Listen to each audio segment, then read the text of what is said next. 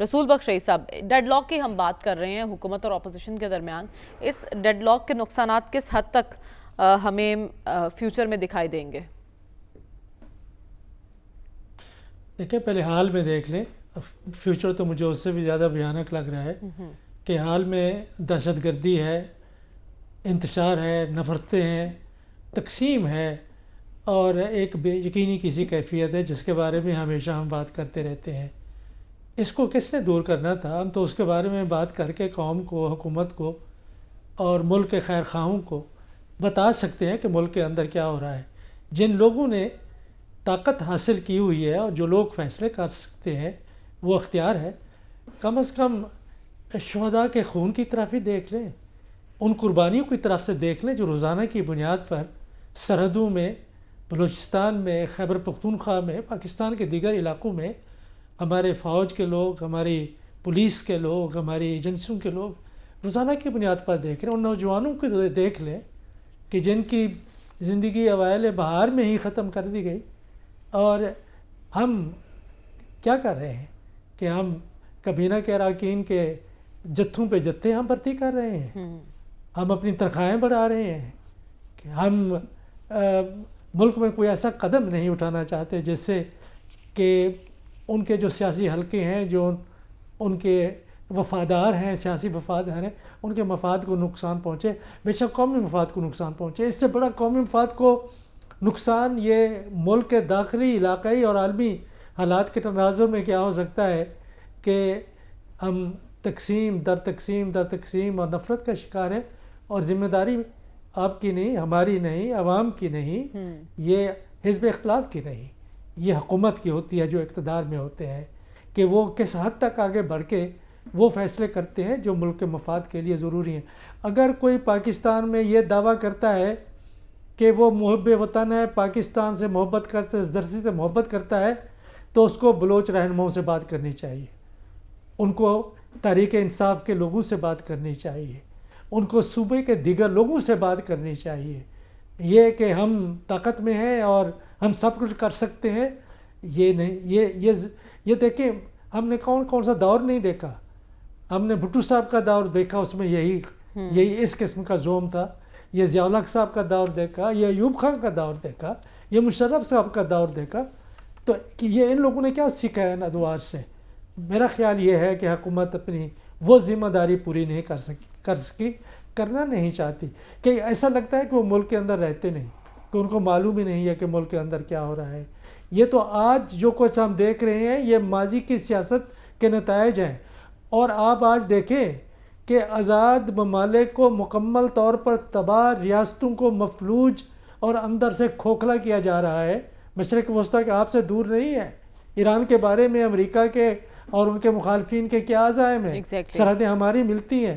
افغانستان میں ایک ایسی حکومت ہے جس کو دنیا کا کوئی ملک تسلیم نہیں کرتا.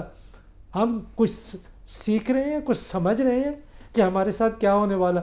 ہمیں تو ان حالات میں ایک دوسرے کے ساتھ گلے ملنا چاہیے تھا.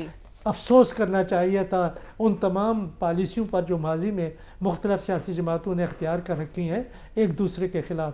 شہباز شریف ایسا لگتا ہے کہ پتہ نہیں کس کے وزیر اعظم ہیں، ملک کے وزیر اعظم ہوں. صدر آصف علی زرداری صاحب ملک کے صدر ہوں. اگر وہ اس کردار میں ہوتے تو آج پاکستان کے مسائل کا ادراک رکھتے. میں تو صرف شہداء کی بات کر رہا ہوں. معیشت کو آپ دیکھیں، کون سے معیشت میں انہوں نے اقدام کیے ہیں جس سے ہم لگیں کہ ہماری معیشت آگے کی طرف جا رہی ہے. ادھر کچھ کیا، ادھر کچھ کیا. دیکھیں، اس طرح سے معاملات نہیں چلتے. سب کہتے ہیں استحکام ہونا چاہیے. استحکام کے لیے آپ کو دل بڑا کرنا پڑتا ہے، ملک کے مفاد کو سوچنا پڑتا ہے، اپنے محدود سیاسی مفاد کو نہیں دیکھنا ہوتا. الائنس بنانا کوئی کون سی بات ہے؟ ملک میں جس طریقے سے پیسے بانٹے گئے ہیں اس سے لوگوں کو خرید کرنا کون سا بڑا مشکل کام؟ یہ سب لوگ کرتے ہیں. یہ کوئی سیاست نہیں ہے. یہ ریاست کو تباہ کرنا ہے، اقدار کو تباہ کرنا ہے، اخلاقیات کو تباہ.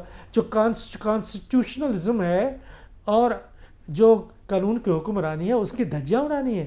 اس سے حکومتیں، ریاستیں کمزور ہوتی ہیں. کمزور ریاست کبھی مضبوط ریاست نہیں بن سکتی. کیسے بنے گی؟ کہ آپ باتیں تو، آپ کے اعمال تو ریاست کو انڈرمائن کرنے والے ہیں اور کہتے ہیں ہمیں مضبوط ہے. کون سے دشمن سے آپ لڑیں گے؟ ٹھیک ہے، تو آپ کہہ رہے ہیں اس وقت سب سے بڑی ذمہ داری حکومت وقت کی بنتی ہے، انہیں آگے بڑھنا ہوگا، سازگار ماحول پیدا کرنا ہوگا اور اس کے ساتھ ساتھ اہم فیصلے بر وقت لینے ہوں گے. رسول بخش صاحب، آپ کی نظر میں دہشت گردی کے خلاف ابھی جیسا کہ کہا گیا کہ عید کے بعد آپریشنز تیز ہو سکتے ہیں، حکومتی حکمت عملی ہمیں کیا نظر آ رہی ہے اس پر؟ میرا خیال یہ ہے کہ ایک رخ تو پالیسی کا واضح ہے کہ بلکہ دو رخ. ایک یہ کہ جو آپریشنز ہیں دہشت گردوں کے خلاف، انٹیلیجنس بیس آپریشنز، وہ روزانہ کی بنیاد پر ملک کے مختلف حصوں میں ہو رہی ہیں اور ان کی اگر آپ تعداد دیکھیں تو حالات بالکل نارمل ہمیں معلوم نہیں ہوتے کہ سینکڑوں کی تعداد میں روزانہ کہیں نہ کہیں چھاپے مارے جاتے ہیں اور کچھ پکڑے بھی جاتے ہیں جن سے تفتیش بھی ہوتی ہے.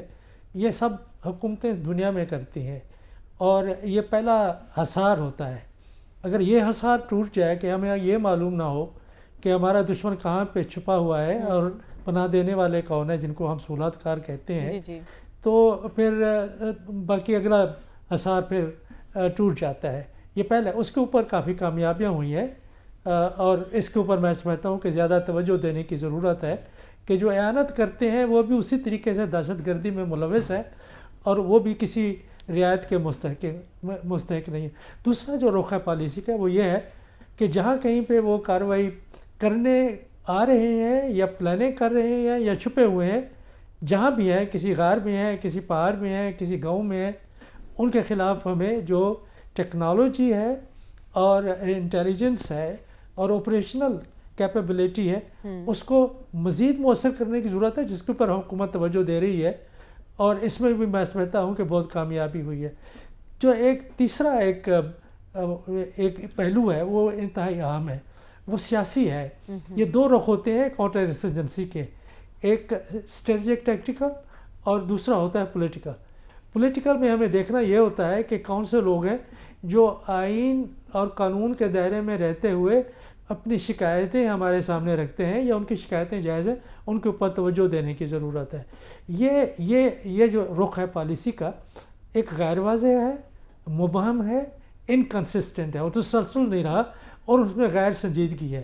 اس میں کیا نظر آتا ہے ہمیں؟ بلوچستان کی سیاست کو دیکھیں، خیبر پختونخوا کی ماضی کی سیاست کو دیکھیں، اس میں پولیٹیکل انجینئرنگ نظر آتی ہے.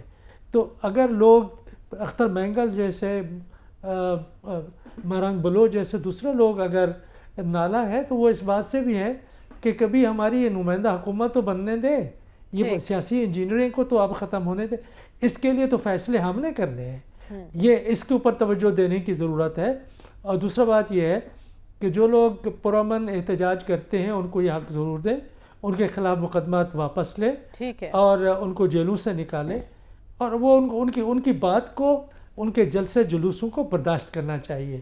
یہ حکومت کو اپنے مفاد میں یہ کرنا ہے.